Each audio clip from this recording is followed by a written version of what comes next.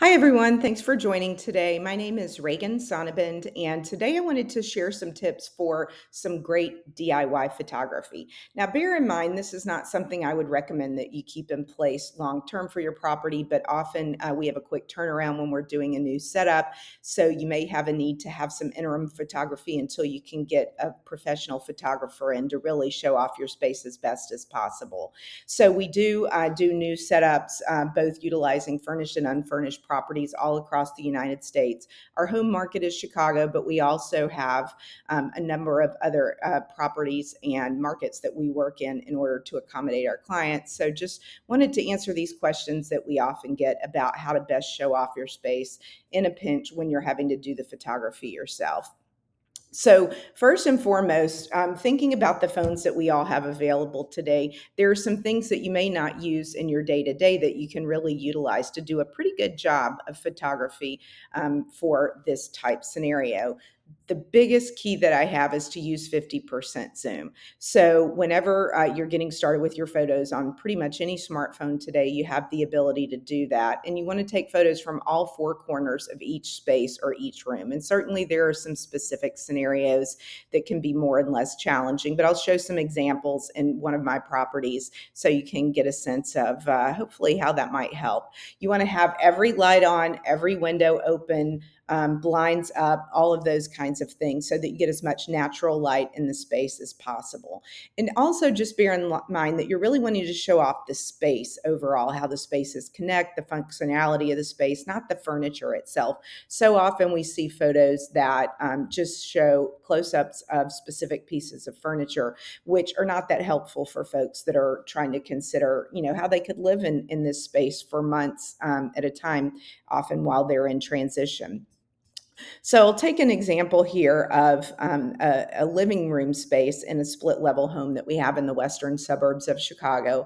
So on the left, I see a photo that's not that unusual for what we often see when people do photos themselves.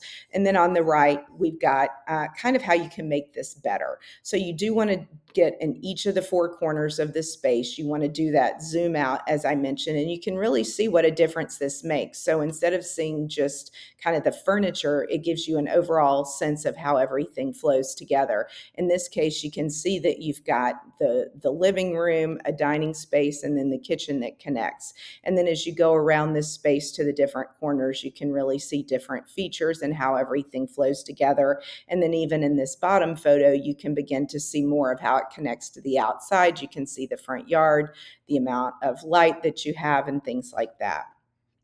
Now, as we move into a different section of this space, focus more on the dining area, you can see on the left kind of the before, the type of photos that we'll sometimes see. Just the photo of your dining table by itself probably is not that helpful for folks, but really just seeing how it connects to the spaces, the flow of things, and folks can really start to imagine how they might live within the space. So again, the top here, you can see the dining table, how it connects to the kitchen. You can see a bit more of a galley kitchen here, and then how it connects into the living room. So then, kind of continuing with this same space, you can imagine with the style of this kitchen, if you're not really thinking about getting the best overall view, we often see these photos that are focused in on specific appliances, things like that. So if you take a look on the left with the before and then you take a look at the after, you can see that this really does tend to give folks a much better sense of how they could live within the space. And then this is in the same property. This is the lower level family room. And it's actually a really nice space, a large family room type space. And then there's also a full bath and a bedroom in this same level. So on the before side here on the left, you can see, you're pretty much just getting a photo of the futon and the tables surrounding that.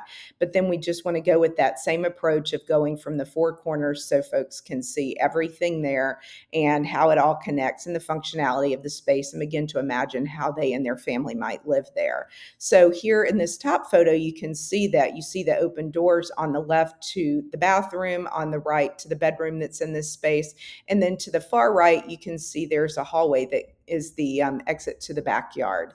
In this middle photo, you can get a sense of kind of the longer view of the room here. You can see there's kind of a bar height table to give it a nice casual feel. Again, in this particular property, you have both a family room and a living room, so you have different living spaces available to allow folks to spread out, and you really want to show that off.